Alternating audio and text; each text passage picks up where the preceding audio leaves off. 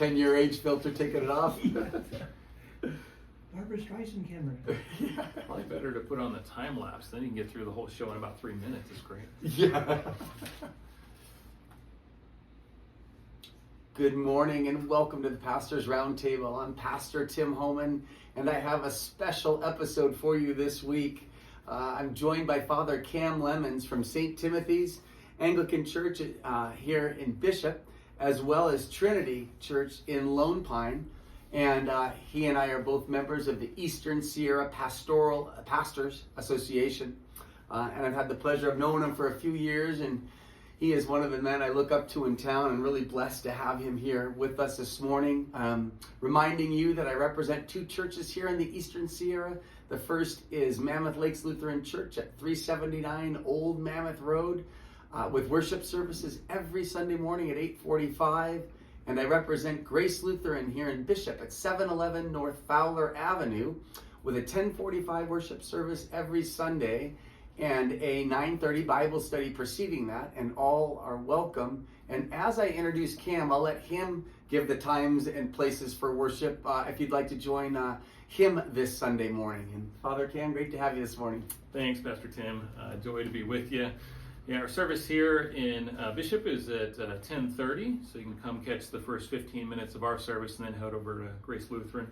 And then our service down in Lone Pine starts at 8 a.m. Awesome, wonderful. Well, I'll go ahead and open us in prayer, and then we'll get to know a little bit more about Father Cam and his latest project. Lord Jesus, I believe. Help my unbelief. Strengthen my weak and flickering faith. I know that you are my wisdom, my righteousness, my sanctification, and my redemption, Lord. Strengthen this faith in me, that I may never fear nor faint in any trial or temptation.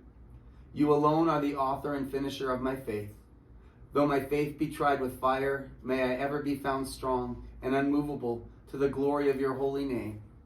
Let me firmly trust in your blood, which cleanses me from all sin, that through my sins are as scarlet, they shall be as white as snow. When I am enticed by sin and the world beckons, and my own passions want to yield, help my unbelief and give me the strength and will to resist.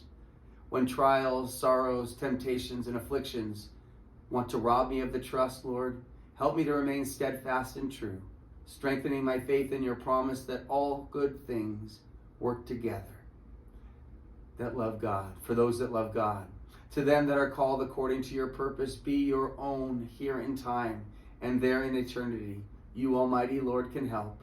You, O gracious Lord, will help my unbelief. You, O merciful Lord, will strengthen my faith. Lord, I believe. Amen.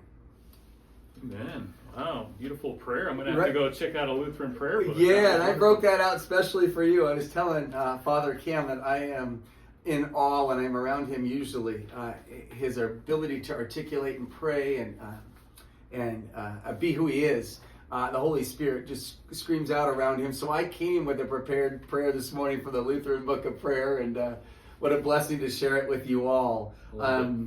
And what a great opportunity for me, the first time I've had a guest on the Pastor's Roundtable. Oh, good. Well, I feel honored to be here. I was surprised when you asked me to come on, but grateful to get to share. Yeah, absolutely. So let's begin by talking about the project that you're working on, if that sounds like a good place to start. Sure. Yeah, I've been starting to put out the feelers here in the area, asking for support about a fiction book that I've completed. It's a fantasy novel. It's maybe 300 to 400 pages long, and it's a story that I think could help strengthen believers and also be something that is enticing and interesting for folks who are outside the faith. It's an adventure story. Basically, I wrote the kind of book that I like to read, and awesome. And so I'm excited to share that. And so I'm just kind of reaching out and seeing if there's others that would want to support and be a part of the project. So, excuse my ignorance, but when you say fantasy, I have a couple things that come to mind. Sure. J.R. Tolkien is one. Yes. And the other one is Harry Potter, for lack of a Sure. more current. So, how does someone, when you hear fantasy and fictional, how would you describe your characters, or different than that? Or what do you like to read? Maybe that'll tell us. Yes, I'm a huge fan of the Inklings, so I've usually got my hand in 5 or 6 books, but one of them is always going to be Tolkien or C.S. Lewis, Okay. and so that's been a huge influence on me, definitely. And so certainly that environment, that setting is part of where the story has come from, but also I like to say that I'm writing new stories with an old soul. So it has some of the kind of the depth that you see in a Tolkien and C.S. Lewis. It has some of the spiritual richness. It has some of the restraint as relates to, these are not books that are trying to push the envelope as relates to, graphic violence or profanity or, blasphemy or these types of things. But, they're willing to go into dark and difficult places without, being profane. But then also having some of that Christian worldview that our culture started to move away from, but seeing how that informs some of these new stories. I'm a child of the 80s. I grew up with video games and Hollywood movies, and so and so some of the, when you talk about like a Harry Potter, there's kind of a different kind of pacing that happens in books that are written more recently compared to your that makes sense. Tolkien's type story. So the book does have some of that more contemporary pacing. It's gonna sound like a contemporary story, but the soul of it really does go back to some of those older writers you've mentioned. I love that description. So would you describe this as overtly Christian? Because you've got the slant that we need and want and don't have enough of. I wrote this, I have an evangelistic heart. I grew up outside the church. I didn't come to faith until I was about 18 years old. I was in a really dark and difficult spot. My friend group was going down some kind of addictive, racist, kind of vandalism type areas. Yeah. And I not only was my social group starting to cave in morally, but that was happening for me personally. I was caving in morally. And so I was even getting down the road of kind of suicidal ideation. I got into some really dark and difficult places. And so when I think about writing books, my passion and motivation is not just to give a good story for a Christian, but also to write a story that maybe someone who doesn't know Christ, it's accessible, it's interesting, it's fun, it's adventurous, it's able to draw them in. But then when the protagonist gets to some of these dark and difficult places, they have friends or those around them that can share some of the hope that could be found through turning our hearts to God and believing that He can save us out of those places. So the protagonist in this book is not a believer, and they're a military officer. All right. And they're gifted and interesting, but they end up going into some really dark places that make them open to recognizing maybe they need some power or salvation beyond themselves. So I see some reflection from you clearly coming from your teen years into these character development, or do I? Yeah, certainly. You write what you know. Yeah. And so for me, that comes through with some of the characters I write, but it also, as an Anglican priest for 12 years, it means that some of the dialogue, some of the conversations and thoughts are going to center around some of the spiritual dynamics that have been a part of my ministry for a dozen years. And so that comes through the story, certainly. And how about the other characters and character development? How do you create characters? I always think there was the one question I had driving over here. If I was going to write a book, I'm like, I could think about a character. Mm-hmm. It's very easy for me to do, but beyond that, I cannot imagine how you develop multiple characters. Have you ever seen the coffee mug, the pastor's coffee mug that says, careful what you say to me, you might end up in my Sunday sermon? Yes, my good friend Jimmy, who's on the other side of this computer, gave me that exact hat that I wear because of that. Yes. There we go. That makes sense. Okay. So as a writer, you always have your eyes open, and of course, yes, you come up with original imaginative ideas, but your building blocks are your real life experience, the actual people that you've met. Now, this story includes the coming of age of a couple of young men, and so for me as a dad who is now in the midst of helping raise young men, I have a 19-year-old and an 18-year-old at home right now. So certainly some of the tensions between them and the fights that they get and the funny things they say to each other, man, I just have my notebook on me.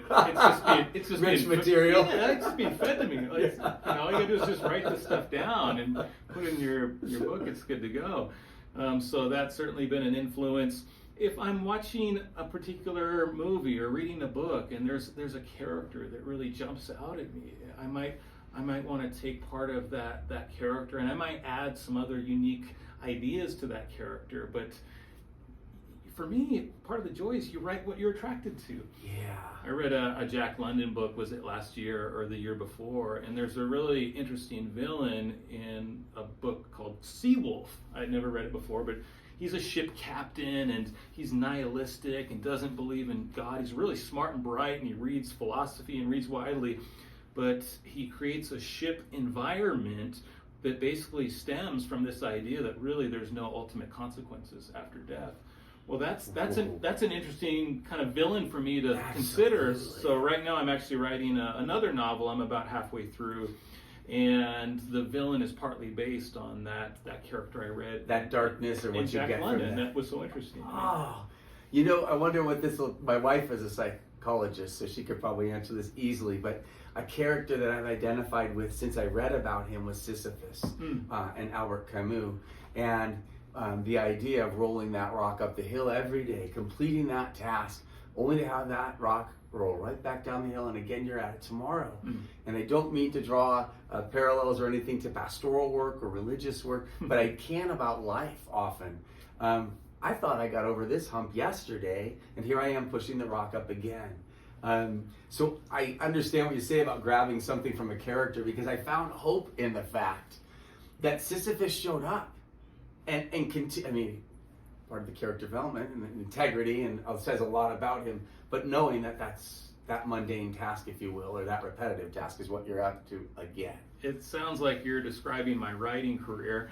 I was actually in a time maybe a year or two ago, and I don't remember the context, but I remember we were having a time of prayer. And the only reason I remember this is because I jotted it down in a journal and came back to it recently. But I think it was my wife, and she was praying over me, and she had a picture.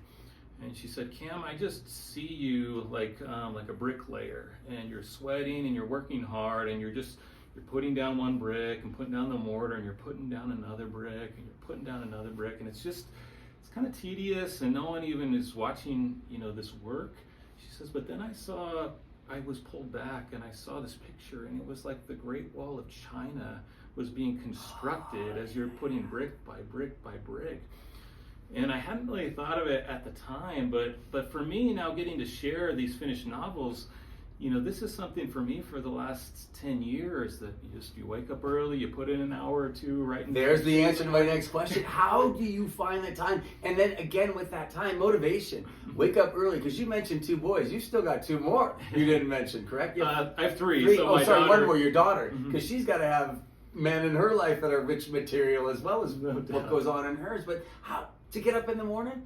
And you're going to prepare a sermon, which is something that people think that's the only thing some pastors do. We have a sermon to write for Sunday, and the rest of our time is free. You and I both know that that's not what everyday life is like for a pastor. No doubt. And I'm a strange beast. I'm a morning creature, so I like to be up with the sun, and that gives me a little bit of quiet space before the rest of the family starts buzzing around and those responsibilities wake up.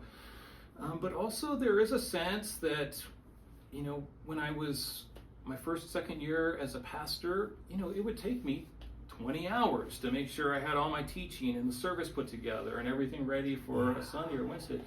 Now I've been in full-time ministry going on about 18 years, that it doesn't take me as long. Right. It takes me about half as long. Yeah, that learning curve is definitely I'm changed. just more proficient that way, and so, okay, great. So I have a little bit of extra time. I can pursue some other things that maybe I could not have done the first 5 years of ministry. Other than raising 3 kiddos and being a devout husband and being a member of our community and the Eastern Syria Pastors Association, I could go on and on, but thank you for that. And all my kids almost have their driver's license now, so at least I can put off my taxi hat. There you go. That's good.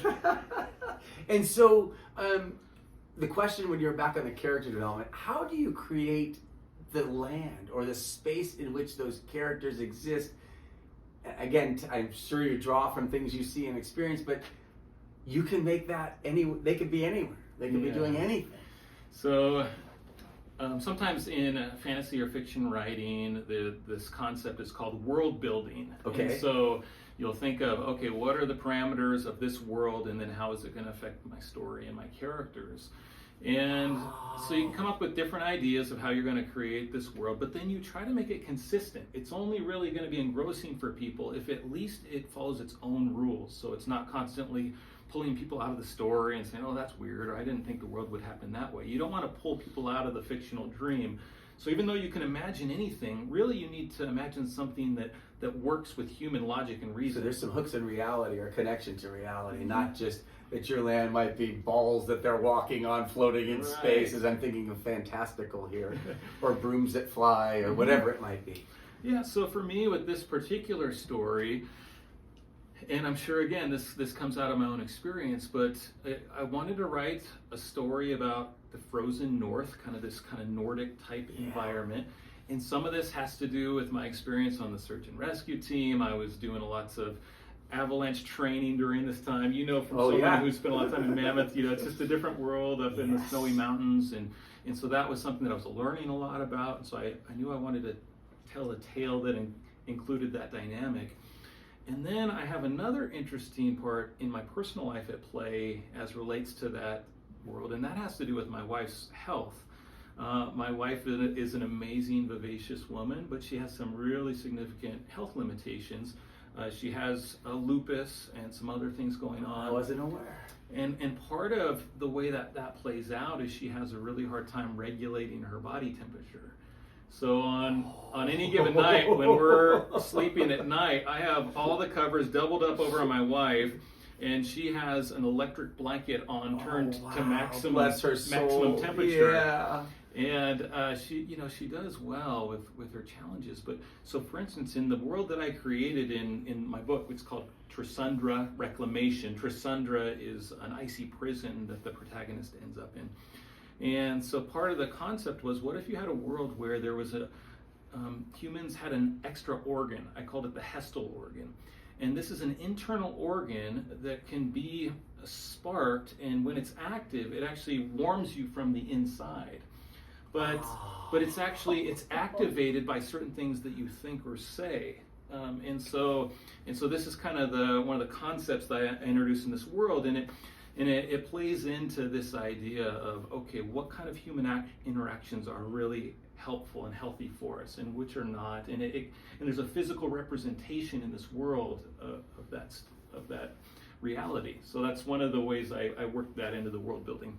How powerful and awesome. And we can all relate to that warm feeling, that good feeling. And for someone like your wife, just to be able to call that up or have the Hestel organ? Hestel. Yes. I'm going to learn some more terms like this. Jimmy, how are we doing on time? 17 minutes. Oh, wonderful. Thank you, brother. So who's the audience for this? Now, and this is kind of a loaded question. I have heard about your Friday nights. Mm-hmm. You've already been given away. We know some of our local high school kids have had the joy, and your kids' friends, and even another local pastor, of reading this. And as it's developing, who's this written for? Who should be reading it?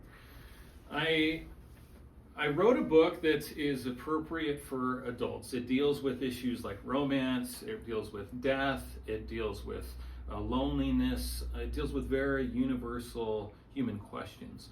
But I wrote it in a way that it can be accessible to teenagers and above. So I suspect some people are going to read this and say, oh, this feels like a young adult novel. And I think that's true in the sense that it's not grungy, it's not dark, it's not R-rated, but at the same time, I've had my beta readers, I've had a couple dozen people read the story so far and give me feedback, and I've done a couple of revisions, and I've had people from age 15 to age 80 read the story. And it wasn't just the young people that enjoyed it or were engaged. Actually, when my 80-year-old author friend read the story, he came back and he says, Cam, this was great. I want more information about the history and the background of the world. And I want to know more about how these weapons work. He had, cool notes or great notes to content. Yeah. So that was I know Pastor Eddie was beaming after reading it. And Eddie's probably early 40s for giving away demographics here. How wonderful to be able to reach 15 to 80. And in some ways, maybe I'll know better what the market is when more people read it, and that'll be helpful information for me. But I do think I shot for a broad age group. Excellent. And speaking of helpful information, if we want to read this book, which I do, and I can't read it yet because it's not published yet, how can we support you? What can we do next? How do we say, Father Cam Lemons, give us more of your writings and your novels? Thanks, Pastor Tim. Yeah, I need people to sign up for my newsletter. It goes out a couple times a month. It's an author's newsletter, so it gives updates on what's happening with the book and some of my other writings. And to get it published, publishers look at things like, okay, how many people are signed on for your author's newsletter? Yes. People can sign up at www.ctlemons. It stands for Cameron Todd Lemons. That's my whole name, ctlemons.com. And if you go on there and scroll down, there's a spot where you can subscribe. Awesome. And if you didn't catch that, I put out my phone number every time, but it's 310-601-6626. Text me. I'll give you that information. You won't miss it. And if they would like to hear you in worship, where can they find you, times and places? Okay, yeah, St. Timothy's Anglican Church here in Bishop, California, 10:30 on a Sunday, and also Trinity Anglican Church, 8 a.m. in Lone Pine. Well, awesome. And if you'd like to hear more about Lutheran confessions and Lutheran worship, join us at Grace Lutheran at 10:45 on Sundays with a 9:30 Bible study, or at Mammoth Lakes at 8:45. This has been the Pastor's Round Table, and what a treat to be with you on this Sunday on KSRW. Blessings on your week. That was 20 minutes. 20 what? 20 minutes? Oh, sorry. That's what we're shooting for, 20? Yeah. Yeah. Oh, and then you're